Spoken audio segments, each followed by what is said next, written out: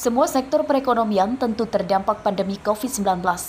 Ada yang tahapnya belum terlalu parah hingga sangat parah.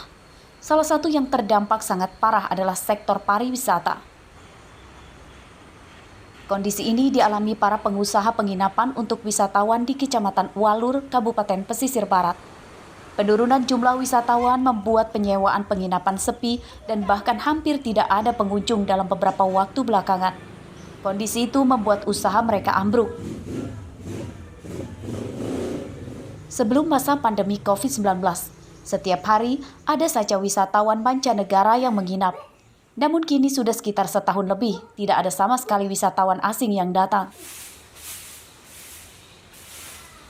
Omset mereka yang biasanya mencapai 1,5 juta rupiah per hari, kini tak lagi didapat. Kondisi itu membuat mereka terpaksa merumahkan karyawannya, karena tidak ada uang untuk membayar gaji. Dampaknya sih ya banyak sih, pengunjung kita berkurang, ya kan. Tamu-tamu takut karena COVID-19 ini. Biasa Sebelum pandemi ini kita ya lumayan. Ya seminggu itu kadang walaupun per harinya nggak full gitu, ada aja tiap harinya itu. Sejumlah lokasi pantai di Kabupaten Pesisir Barat menjadi destinasi wisata bagi wisatawan lokal dan asing. Pantai yang berhadapan langsung dengan Samudra Hindia itu menjadi surganya para selancar untuk menguji adrenalin menaklukkan ombak tinggi. 3 lokasi wisata pantai yang terkenal di Kabupaten Pesisir Barat diantaranya Pantai Tembakak Kerui, Pantai Labuhan Cukung, dan Pantai Batu Tihang. Rosandi melaporkan dari Pesisir Barat.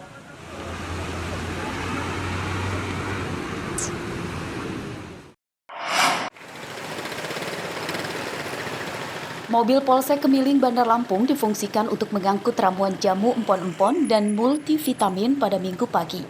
Mobil keliling menyambangi sejumlah lokasi yang terdapat warga dan petugas sedang berada di pinggir jalan yang masih bekerja di luar rumah selama pelaksanaan PPKM level 4, termasuk para ojek daring yang sedang mangkal di pinggir jalan. ada empon-empon nanti direbus. Empon-emponnya direbus sama gula batunya bagus itu. Ya, 3 gelas jadi 1. Ramuan jamu empon-empon dan multivitamin ini kemudian dibagikan kepada warga dan petugas yang sedang bekerja melakukan penyekatan arus lalu lintas.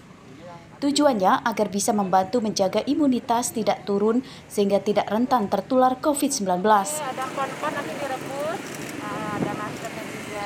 Kita beri semacam multivitamin, sudah itu ada empon-empon, sebagian juga ada masker tadi untuk menyemangati mereka supaya mereka tetap sehat. Berapa macam jenis empon-empon rempah-rempah yang tadi Pak Kapolsek? Untuk empon-empon tadi itu ada 23 jenis akar-akaran ataupun bahan-bahan seperti ada serai, ada jahe, jahe merah, itu ada 23 jenis. Sangat membantu ya buat kami driver ojek online ini kan. Cara memang harus selalu jaga kesehatan sama stamina tubuh. Kita kan khawatir namanya kita ketemu banyak orang ya Bang. Jadi otomatis kita ya sedikit banyaknya pasti ada khawatirnya. Cuman ya. Jamu dari empon-empon seperti jahe, kunyit, jahe merah, dan lainnya dipercaya dapat menjaga kebugaran, stamina, dan daya tahan tubuh. Masyarakat juga diimbau untuk mengkonsumsi makanan bergizi, olahraga, serta menerapkan protokol kesehatan agar tidak rentan tertular COVID-19. Ratusan bingkisan berisikan multivitamin, masker, serta ramuan jamu empon-empon ini merupakan bantuan dari sejumlah donatur yang peduli terhadap masyarakat dan petugas yang berjaga selama penerapan kebijakan PPKM level 4 di Kota Bandar Lampung. Robi Laste melaporkan dari Bandar Lampung.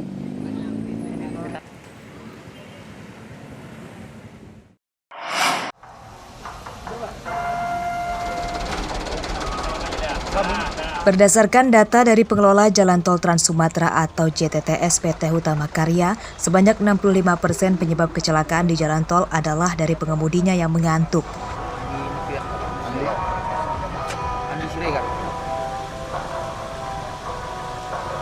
Untuk mencegah terjadinya kecelakaan, tim gabungan dari tentara, polisi, dan pengelola jalan tol PT Hutama Karya menggelar operasi mengantuk atau microslip pada Minggu dini hari.